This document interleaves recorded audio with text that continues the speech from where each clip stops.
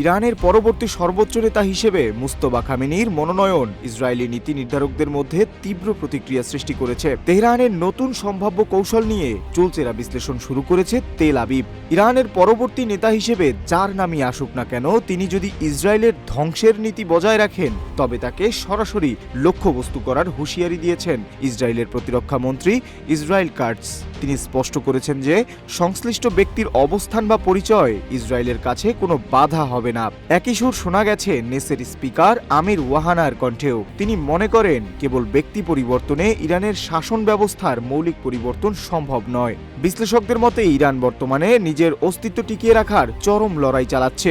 মজার বিষয় হলো, যে বিপ্লবের মাধ্যমে রাজতন্ত্র উচ্ছেদ করা হয়েছিল, বর্তমান সর্বোচ্চ নেতার সন্তানকে মনোনীত করার মাধ্যমে ইরান আবারও সেই বংশানুক্রমিক ব্যবস্থার দিকেই মোড় নিচ্ছে। মোস্তফা খামেনির গ্রহণযোগ্যতা এবং এই পরিবর্তনের ফলে সৃষ্ট অভ্যন্তরীণ দুর্বলতাকে কাজে লাগিয়ে নতুন কৌশলগত চাল চালতে চায় ইসরায়েল।